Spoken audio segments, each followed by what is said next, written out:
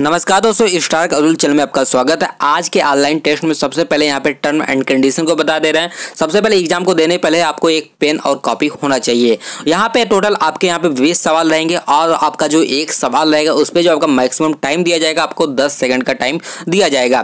जैसे ही आपका exam over हो जाता है तो आपको यहाँ पे नंबर को आपको कमेंट बॉक्स में डिस्कस नहीं करने हैं, उसके जगह पे आपको ग्रेड डिस्कस करना है। जिनका नंबर 19-20 रहेगा उनको यस ग्रेड दिया जाएगा। जिनका नंबर 17 और 18 रहेगा वो अपना ए ग्रेड मान लेंगे। जिनका 15 और 16 रहेगा वो अपना बी ग्रेड मान लेंगे और जिनका नंबर 13 और 14 रहेगा वो अपना सी ग्रेड मान लेंगे और जिनका 10, 11, 12 रहेगा वो अपना डी ग्रेड मान लेंगे। इसके नीचे जो बाकी सभी नंबर रहेंगे वो अपना एफ ग्रेड मान लेंगे। यहाँ पे देखिएगा आपका जितने भी अभी तक फुल फॉर्म पूछा गया ए टू जेड, जितने भी फुल फॉर्म पूछे गए सबको एक जगह पे करके आपको वीडियो बनाया गया है जो कि आपके फेसबुक पे अपलोड किया गया है। उस फेसबुक पेज का लिंक इस वीडियो के डिस्क्रिप्शन में दिया गया है या अपने फेसबुक पे स्टार्क अब्दुल सर्च करेंगे तो स्टार्क अब्दुल का पेज वहां पे मिल जाएगा। वहां पे आप जाकर सारे वीडियो को आप देख सकते हैं और पेज को लाइक कर दीजिए क्योंकि आपके शॉर्टकट का भी वीडियो वहां पे अपलोड होने वाला है। चलिए शुरू करते हैं। सब्सक्राइब करिए इस चैनल को और बेल आइकन को भी क्लिक कीजिए ताकि आपको लेटेस्ट जानकारी सबसे पहले मिल सके। यहाँ पे पहला सवाल देखते हैं। पहला सवाल यहाँ पे लिखा गया है कि एनईए कंप्यूटर किस पीढ़ी का उदाहरण है। आपका टाइम शुरू होता है अब।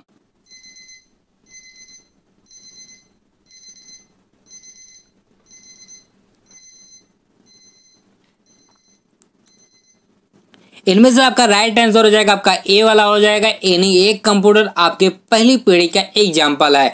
अब यहाँ पे देखिएगा पहली पीढ़ी से आपके बहुत बार आपके सवाल यहाँ पे रिपीट हुए हैं लास्ट ईयर में, तो उसको भी इस वीडियो में डिस्कस कर ले रहे हैं। तो देखिएगा वीडियो के ऊपर एक थंबनेल आ रहा होगा जिसपे लिखा होगा जनवरी टू दिसंबर 2018। सबसे पहले आपका हेडिंग पे लिखा गया है आपका पहली पीढ़ी के कंप्यूटर, यानी आपके फर्स्ट जनरेशन कंप्यूटर। तो जो आपका फर्स्ट जनरेशन कंप्यूटर है वो आपका 1942 से 1955 के बीच में होता है। सबसे पहला पॉइंट आपका लिखा गया है पहली पीढ़ी के कंप्यूटर के निर्माण में निर्यात ट्यूब का प्रयोग किया गया था। अगला पॉइंट यहाँ पे लिखा गया जो भी आपके सॉफ्टवेयर होते थे वो मशीनी भाषा तथा निम्न स्तरीय भाषा में तैयार किया जाता था। अगला पॉइंट यहाँ पे लिखा गया है इसमें स्टोरेज करने के लिए यहाँ पे दो चीजें का प्रयोग किया जाता था। सबसे पहला चीज आपका पंच कार्ड, उसके बाद आपका पेपर टेप। अगला पॉइंट यहाँ पे लिखा गया है जो भी कंप्यूटर की जो गणना होती थी आपकी मिली सेकंड में होती थी। अगला पॉइंट यहाँ पे लिखा गया है ये आकार में बड़े और अधिक ऊर्जा खपत करने वाले थे। इनकी जो आपकी भंडारण क्षमता थी काफी कम थी और जिनकी गति थी काफी मंद थी। इसमें त्रुटि होने की संभावना अधिक रहती थी, अतः इनके संचालन में एक खर्चीला काम था। इस पॉइंट को यहाँ पे इसलिए रखा गया है क्योंकि इससे एक सवाल बन चुका है। सवाल आपका ये बना था कि किस जो आपके कंप्यूटर है जो आकार में बड़े होते थे और अधिक ऊर्जा खपत करने वाले थे वो आपके किस पीढ़ी में पाए जाते थे। तो आपका राइट आंसर क्या हो जाएगा, आपका पहली पीढ़ी हो जाएगा। अगला पॉइंट यहाँ पे लिखा गया है पहली पीढ़ी के कंप्यूटर के यहाँ पे 3 एग्जाम्पल है। तीनों एग्जाम्पल आप ध्यान दीजिएगा, बहुत बार आपके क्वेश्चंस रिपीट होते हैं। पहला चीज आपका एनईए, दूसरा आपका यूनिवेक, तीसरा आपका आईबीएम के मार्क 1 कंप्यूटर। तो तीनों एग्जाम्पल को आप ध्यान दीजिएगा। अगला पॉइंट यहाँ पे लिखा गया है 1952 में डॉक्टर ग्रेस हॉपर द्वारा असेंबली भाषा के आविष्कार से प्रोग्राम लिखना काफी आसान हो गया था। तो असेंबली भाषा का आविष्कार किसने किया? डॉक्टर ग्रेस हॉपर ने किया था। कब किया था? 1952 में किए थे। तो आप इतने सारे पॉइंट को आप ध्यान दीजिएगा। अब चलते हैं अगले सवाल पे। यहाँ पे दूसरा सवाल देखते हैं। दूसरा सवाल यहाँ पे लिखा गया है प्रथम पूर्ण इलेक्ट्रॉनिक कंप्यूटर का आविष्कार किसने किया था। आपका टाइम शुरू होता है अब।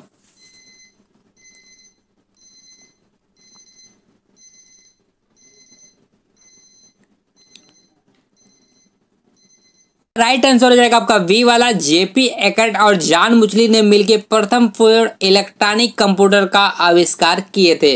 अब यहाँ पे प्रथम पूर्ण इलेक्ट्रॉनिक कंप्यूटर का आविष्कार किए थे तो इसको एक नाम भी दिए थे। तो क्या नाम था इनका? एनईए नाम था। जो भी प्रथम इलेक्ट्रॉनिक कंप्यूटर था उसका नाम था आपका एनईए। अब एनईए का बहुत बार आपका फुल फॉर्म पूछता तो उसको भी यहाँ पे ध्यान दीजिएगा।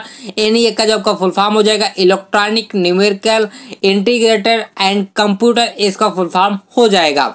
अब यहाँ पे देखिएगा आपका ब्लेज पास्कल दिया गया है। तो ब्लेज पास्कल ने भी एक चीज का आविष्कार किया था आपके 1642 में प्रथम यांत्रिक गणना मशीन का आविष्कार किए थे। जो भी आपका प्रथम यांत्रिक गणना मशीन थी वो केवल जोड़ और घटा सकती थी, इसलिए इसे एक नाम से और जाना जाता था, एडिंग मशीन के नाम से भी जाना जाता था। तो आप इस पॉइंट को ध्यान दीजिएगा। उसके बाद यहाँ पे देखिए लिखा गया है जॉन एटनासॉफ और क्लिफोर्ड वेरी। तो इन दोनों ने मिलके 1939 में पहला इलेक्ट्रॉनिक डिजिटल कंप्यूटर का आविष्कार किया था। तो पहला इलेक्ट्रॉनिक डिजिटल कंप्यूटर का आविष्कार किए तो इसका एक नाम दिए थे एबीसी। अब एबीसी नाम दिए तो इसका फुल फॉर्म भी होगा, तो इसका फुल फॉर्म क्या हो जाएगा, एटनोसॉफ्ट वेरी कंप्यूटर। तो एटनोसॉफ्ट वेरी कंप्यूटर किसके नाम पे पड़ा, जॉन एटनोसॉफ्ट और क्लिफोर्ड वेरी के नाम पे पड़ा था। अगला पॉइंट यहाँ पे लिखा गया चार्ल्स बेबेज। चार्ल्स बेबेज के बारे में आप लोग जानते होंगे, ये कौन है, फादर ऑफ मॉडर्न कंप्यूटर है। तो आप इतने सारे पॉइंट को आप ध्यान दीजिएगा। अब चलते हैं अगले सवाल पे। यहाँ पे तीसरा सवाल लिखा गया है कि आईबीएम का पूरा नाम क्या है। आपका टाइम शुरू होता है अब।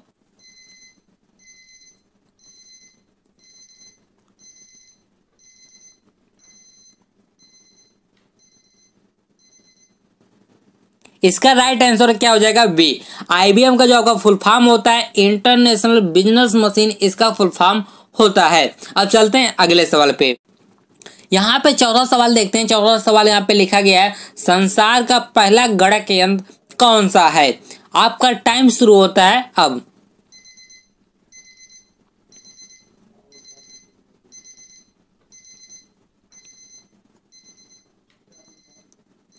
देखिए इनमें से आपका राइट आंसर हो जाएगा आपका ए वाला। संसार का जो आपका पहला गणक यंत्र होता है आपका एबेकस होता है।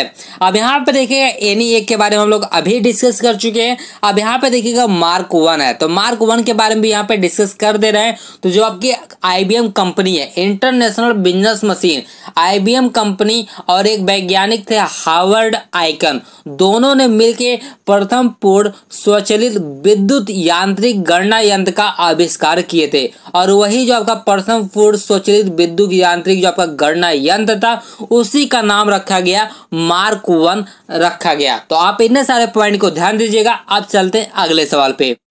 यहाँ पे 5वां नंबर सवाल लिखा गया है सुपर कंप्यूटर के जन्मदाता किसे माना जाता है। आपका टाइम शुरू होता है अब।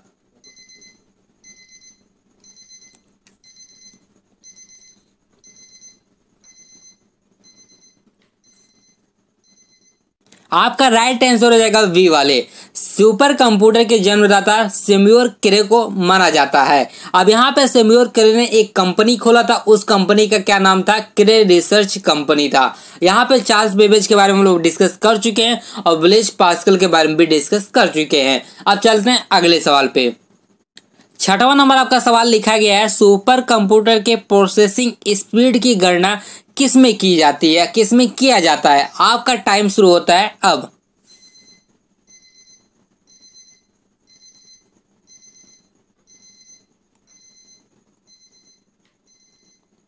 अब यहाँ पे आपका राइट आंसर हो जाएगा आपका ए वाला। सुपर कंप्यूटर के प्रोसेसिंग स्पीड की गणना आपकी फ्लॉप्स में की जाती है।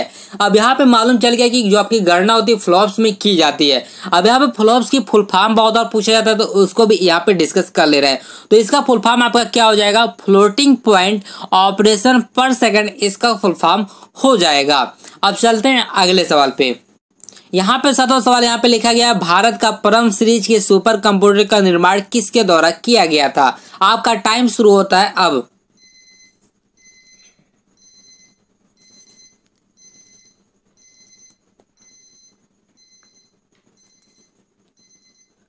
तो आपका राइट आंसर हो जाएगा आपका ए वाला। तो किसके द्वारा किया गया था, आपके सीडैक द्वारा किया गया था। अब यहाँ पे इसका फुल फॉर्म पूछा जाता है, तो इसका फुल फॉर्म क्या हो जाएगा, centre for development advance computing, इसका फुल फॉर्म हो जाएगा। अब यहाँ पे डीआरडीओ क्या होता है, एनएएल क्या होता है, बीएआरसी क्या होता है, उसके बारे में भी इस वीडियो में डिस्कस करते हैं। तो देखिएगा वीडियो के ऊपर एक थंबनेल आ रहा होगा जिसपे लिखा होगा जनवरी टू दिसंबर 2018। सबसे पहला पॉइंट आपका लिखा गया है विश्व के प्रथम सुपर कंप्यूटर का निर्माण का श्रेय अमेरिका के क्रे रिसर्च कंपनी को जाता है, जिसकी स्थापना सैमुअल क्रे ने की थी। अगला पॉइंट यहाँ पे लिखा गया है सुपर कंप्यूटर के क्षेत्र में सर्वाधिक योगदान के लिए सैमुअल क्रे को सुपर कंप्यूटर का जन्मदाता कहा जाता है। अगला पॉइंट यहाँ पे लिखा गया भारत में परम सीरीज के सुपर कंप्यूटर का निर्माण सीडैक द्वारा पुणे द्वारा किया गया था। अब यहाँ पे CDAC का आपका फुल फॉर्म क्या हो जाता था, central for development of advance computing इसका फुल फॉर्म हो जाता था। अगला पॉइंट आप पे लिखा गया जो आपका परम आपका 8000 है, CDAC द्वारा विकसित पहला सुपर कंप्यूटर था जिसका निर्माण 1991 में किया था। इसके निर्माण का श्रेय CDAC के निर्देशक डॉक्टर विजय भास्कर को जाता है। जो आपका नवीनतम आपका सुपर कंप्यूटर है परम सीरीज में, वो परम युवा 2 है। अगला पॉइंट यहाँ पे है लिखा गया है भारत में सबसे तेज सुपर कंप्यूटर का कौन सा है, प्रत्यूष है। अगला पॉइंट यहाँ पे लिखा गया जो आपका जैसे आपका परम सीरीज होता था वैसे आपका अनुपम सीरीज होता है। तो लिखा गया अनुपम सीरीज सुपर कंप्यूटर का विकास BARC बार्क द्वारा मुंबई द्वारा किया गया था। यहाँ पे बार्क का फुल फॉर्म क्या होता है, तो बार्क का फुल फॉर्म हो जाता है भाभा एटॉमिक रिसर्च सेंटर, इसका फुल फॉर्म हो जाता है। अगला पॉइंट यहाँ पे लिखा गया PAC पेस, तो लिखा गया है पेस सीरीज, जैसे आपका हो गया अनुपम सीरीज, परम सीरीज, उसी प्रकार आपका pace series. Pace series supercomputer का निर्माण अनुराग हैदराबाद द्वारा DRDO के लिए किया गया था। अब यहाँ पे बहुत सारे आपके फुल फॉर्म में, सभी फुल फॉर्म को आप ध्यान दीजिएगा। अब यहाँ पे PAC लिखा गया तो PAC का आपका फुल फॉर्म हो जाता है processor for aerodynamic computing and evolution, इसका फुल फॉर्म हो जाता है। अगला फुल फॉर्म यहाँ पे लिखा गया अनुराग के बारे में, तो अनुराग का जो आपका फुल फॉर्म हो जाता है advance numerical research and analysis group, इसका फुल फॉर्म हो जाता है। अगला फुल फॉर्म यहाँ पे लिखा गया DRDO के बारे में, तो DRDO का जो आपका फुल फॉर्म हो जाता है defence research and development organisation, इसका फुल फॉर्म हो जाता है। तो आप इन्हें सारे पॉइंट को आप ध्यान दीजिएगा। तो यहाँ पे देखिएगा उस थंबनेल में NAL के बारे में डिस्कस नहीं हुआ है, तो NAL के बारे में यहाँ पे डिस्कस करते हैं। तो भारत का जो प्रथम सुपर कंप्यूटर जो आपका फ्लो सॉल्वर था, फ्लो सॉल्वर का विकास NAL बेंगलुरु द्वारा 1980 में किया गया था। अब यहाँ पे NAL का फुल फॉर्म क्या हो जाता था, तो NAL का जो आपका फुल फॉर्म हो जाता है नेशनल एरोनॉटिकल लैब, इसका फुल फॉर्म हो जाता था। तो आप इन सारे पॉइंट को ध्यान दीजिएगा। आप चलते हैं अगले सवाल पे। 8वां सवाल यहाँ पे लिखा गया है हाइब्रिड कंप्यूटर में प्रयोग होता है। आपका टाइम शुरू होता है अब।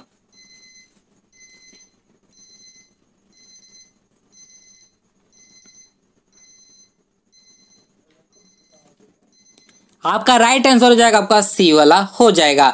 हाइब्रिड कंप्यूटर में आपका डिजिटल संकेतों और एनालॉग संकेतों दोनों का प्रयोग किया जाता था।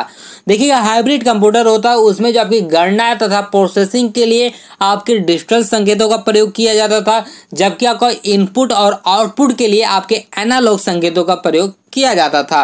अब चलते हैं अगले सवाल पे। यहाँ पे 9वां सवाल लिखा गया है कि वाईफाई किसका पूर्ण अर्थ है। आपका टाइम शुरू होता है अब।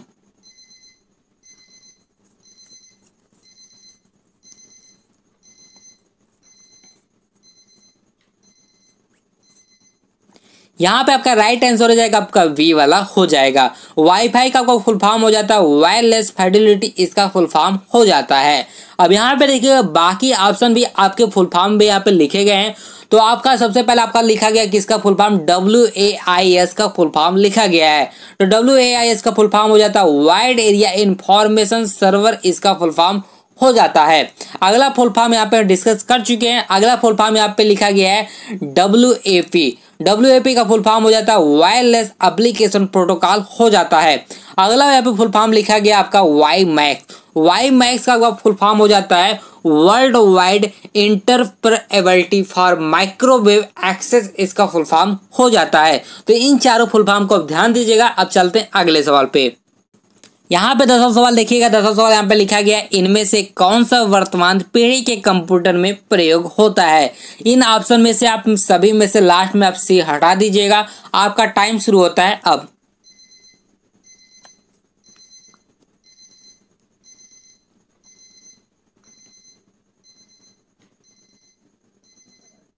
आपका राइट आंसर हो जाएगा आपका D वाला हो जाएगा।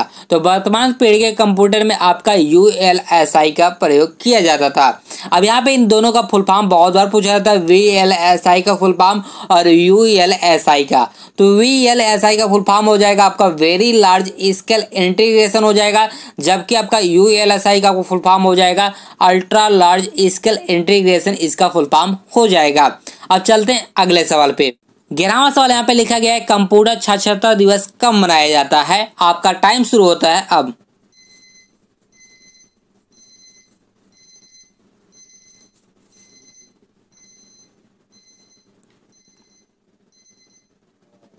इसका राइट आंसर हो जाएगा आपका वी वाला हो जाएगा।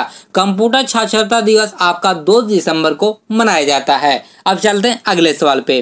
12वां सवाल यहाँ पे लिखा गया है बैंकिंग लेन देन में ईसीएस का अर्थ है, यानी ईसीएस का फुल फॉर्म क्या है। आपका टाइम शुरू होता है अब।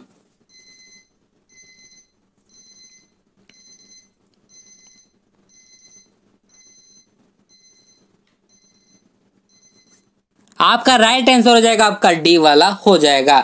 ईसीएस का जो फुल फॉर्म हो जाता है इलेक्ट्रॉनिक क्लियरिंग सर्विस, इसका फुल फॉर्म हो जाता है। अब चलते हैं अगले सवाल पे। यहाँ पे 13वां सवाल लिखा गया है विद्युत चलित यंत्र का आविष्कार किसने किया था। आपका टाइम शुरू होता है अब।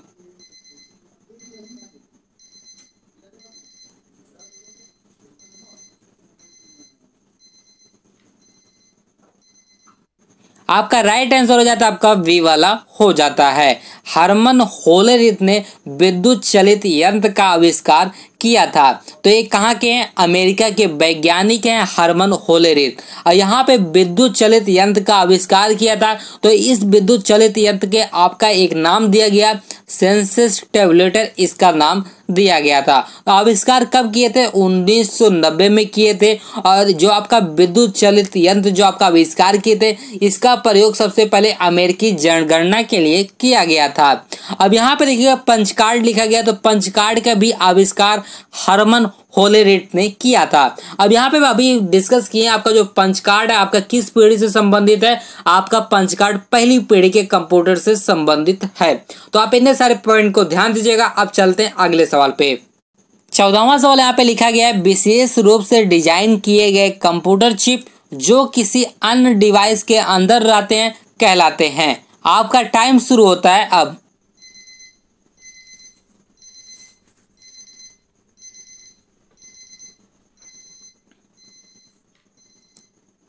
आपका राइट आंसर हो जाएगा आपका डी वाला हो जाएगा। क्या कहलाते हैं, आपके एम्बेडेड कंप्यूटर कहलाते हैं। अब चलते हैं अगले सवाल पे। 15वां सवाल देखते हैं। 15वां सवाल यहाँ पे लिखा गया है कंप्यूटर ऑफ होने पे कौन सी मेमोरी काम करता रहता है। आपका टाइम शुरू होता है अब।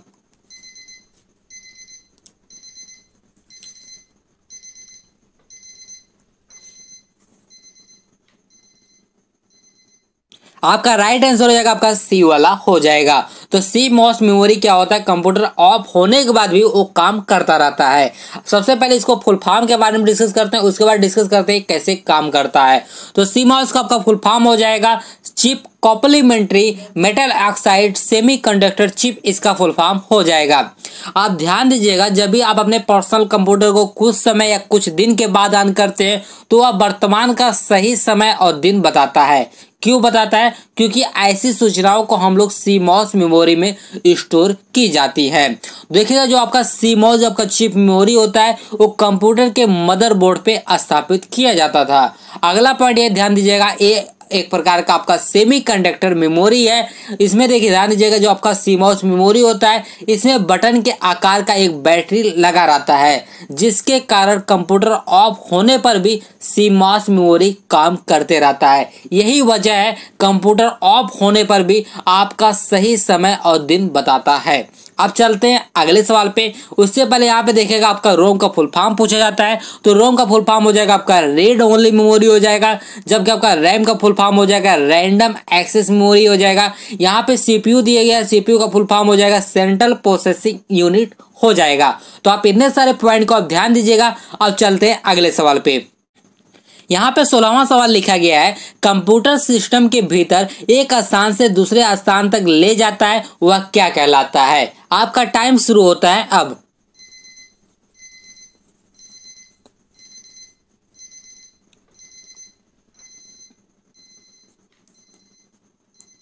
आपका राइट आंसर क्या हो जाएगा, आपका सी वाला हो जाएगा। कंप्यूटर सिस्टम के भीतर एक स्थान से दूसरे स्थान तक ले जाता है वो क्या कहलाता है, आपका बस कहलाता है। अब यहाँ पे देखिएगा पोस्ट क्या है, तो पोस्ट का फुल फॉर्म पूछा जाता है। तो पोस्ट का आपका फुल फॉर्म हो जाता है पावर ऑन सेल्फ टेस्ट इसका फुल फॉर्म हो जाता है। यहाँ पे बायोज लिखा गया है तो बायोज का फुल फॉर्म हो जाता है बेसिक इनपुट आउटपुट सिस्टम हो जाता है। अब यहाँ पे देखिएगा BIPS लिखा गया है तो BIPS का वो फुल फॉर्म हो जाता है बिलियन इंस्ट्रक्शन पर सेकंड इसका फुल फॉर्म हो जाता है। इसी में एक फुल फॉर्म आपका और होता है MIPS तो MIPS का फुल फॉर्म क्या हो जाएगा मिलियन इंस्ट्रक्शन पर सेकंड इसका फुल फॉर्म हो जाएगा। तो इतने सारे पॉइंट को आप ध्यान दीजिएगा। अब चलते हैं अगले सवाल पे। यहाँ पे 17वां नंबर सवाल लिखा गया है जब कंप्यूटर ऑन किया जाता है सबसे पहले कौन सा सॉफ्टवेयर चलता है। आपका टाइम शुरू होता है अब।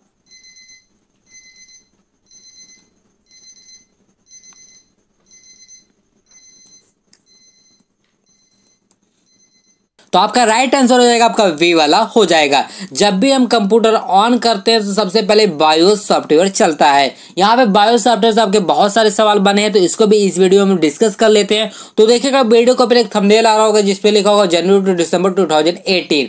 सबसे पहले बायोज का आपका फुल फॉर्म पूछा जाता है तो बायोज का आपका फुल फॉर्म हो जाएगा बेसिक इनपुट आउटपुट सिस्टम हो जाएगा।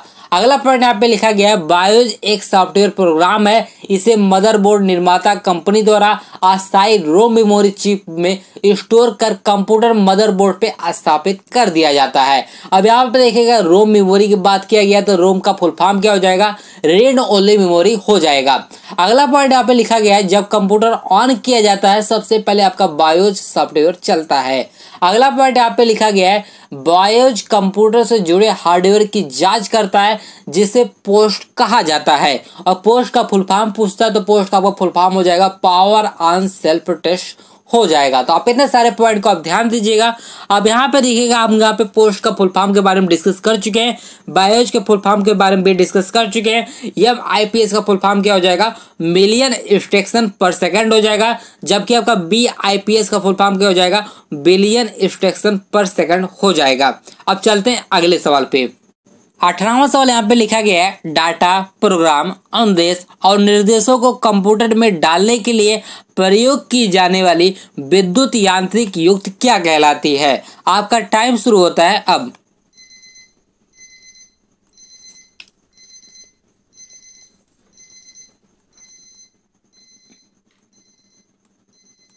आपका राइट आंसर हो जाएगा आपका क्या हो जाएगा वी वाला हो जाएगा। तो क्या कहलाती है आपका इनपुट डिवाइस कहलाता है। अब चलते हैं अगले सवाल पे। 19वां नंबर सवाल यहाँ पे देखिएगा लिखा गया अर्थमेटिक लॉजिक यूनिट किसका भाग है। आपका टाइम शुरू होता है अब।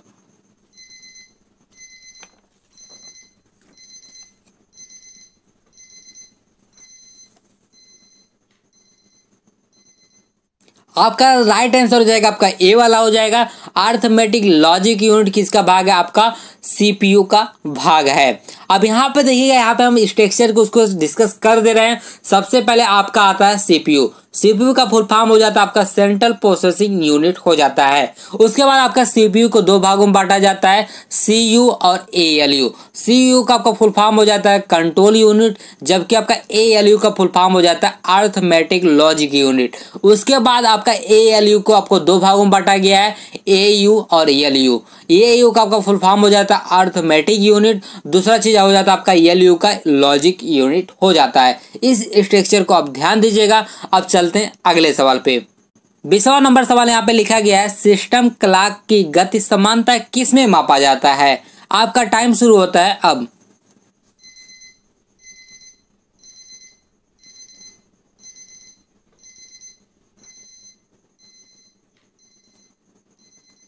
इसका राइट आंसर क्या हो जाएगा आपका सी वाला हो जाएगा। तो सिस्टम क्लॉक की गति जो होती है समानता मेगाहर्ट्ज या गीगाहर्ट्ज में मापा जाता है। अब चलते हैं अगले सवाल पे। ये सवाल आपके लिए, इसका आंसर मुझे कमेंट बॉक्स में करके बताना है। लिखा गया है CPU की गति किस में मापा जाता है। यहाँ पे आपके पास 4 ऑप्शन है, इनमें से जो भी राइट आंसर होगा मुझे कमेंट बॉक्स में करके बताइएगा। साथ में कमेंट बॉक्स में ये भी लिखिएगा MIPS और BIPS का फुल फॉर्म क्या होता है। साथ में ये भी बताइएगा आज का वीडियो आपको कैसा लगा, उसके कमेंट भी मुझे इस वीडियो के नीचे जरूर करिएगा। आज के वीडियो के लिए बस इतना ही। तब तक मिलते हैं अगले वीडियो में, तब तक के लिए धन्यवाद।